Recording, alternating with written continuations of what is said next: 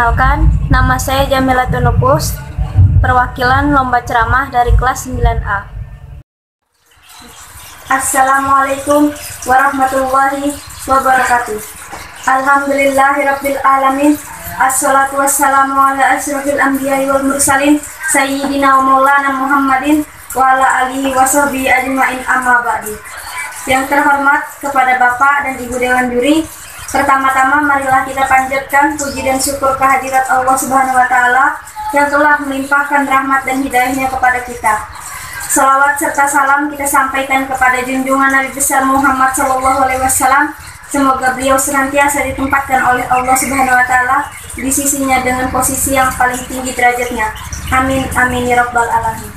Hadirin yang dirahmati Allah, Rasulullah SAW adalah contoh yang baik bagi umat manusia, sebagaimana dijelaskan dalam firman Allah Al-Quran Surah Al-Ahzab ayat 21 dengan artian, sesungguhnya pada diri Rasulullah ada teladan yang baik bagimu, yaitu bagi orang yang mengharap Allah dan hari akhir serta selalu berzikir kepada Allah. Rasulullah menjadi contoh tidak hanya dalam satu bidang saja, tetapi di semua bidang lengkap dan komplit. Rasulullah menjadi contoh dalam berkeluarga, menjadi contoh dalam pendakwah, menjadi guru, menjadi bisnismen, politisi, panglima perang, dan banyak lain sebagainya. Jadi, sangat pantas jika Allah menjadikan Rasulullah SAW sebagai suri tauladan bagi umat manusia. Walaupun Rasulullah sama manusia seperti kita, tentulah mencontoh beda kualitasnya dengan yang dicontoh. Misalkan, kita sebagai manusia perlu tidur. Rasulullah SAW pun sebagai manusia perlu tidur. Tetapi tidurnya kita dan tidurnya Rasulullah itu berbeda.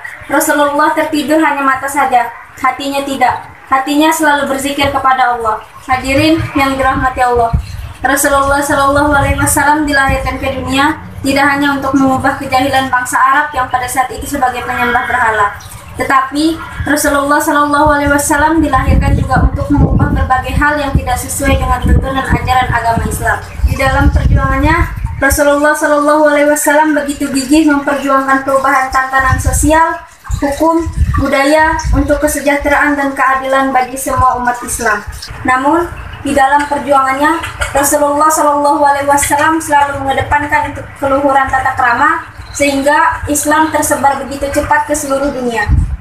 Nabi dalam bidang dakwah, bahwa sebagai pendakwah kita harus selalu berjuang untuk mengubah pola hidup masyarakat dan budi pekerti yang luhur sehingga dakwah kita akan mudah diterima oleh masyarakat. Keluarga juga harus menjadi contoh, sebagaimana Rasulullah SAW begitu menyayangi istri-istrinya. Rasulullah SAW walaupun sebagai kepala negara, beliau tidak pernah sungkan untuk membantu pekerjaan rumah istrinya. Rasulullah SAW tidak pernah merepotkan orang lain, apalagi selagi dia bisa mengerjakannya sendiri. Perniagaannya juga kita dapat mencontoh bagaimana Rasulullah SAW memulai perdagangannya sejak umur 9 tahun. Di dalam berbisnis, beliau sangat jujur sehingga mendapatkan gelar Al-Amin yang artinya dapat dipercaya karena kejujurannya. Dia pun bahkan membuat Siti Khadijah jatuh cinta kepadanya dan mempersuntingnya menjadi Ummul Mukminin. Masih banyak bidang lainnya yang diajarkan oleh Rasulullah SAW kepada umatnya. Hari Jumat pergi mengaji, kitab dibaca bersama kiai. Mari berselawat kepada Nabi, mengharap syafaat, damaikan hati. Assalamualaikum ya Rasulullah. Assalamualaikum ya Habibi, ya Nabi Allah. Assalamualaikum ya Rasulullah.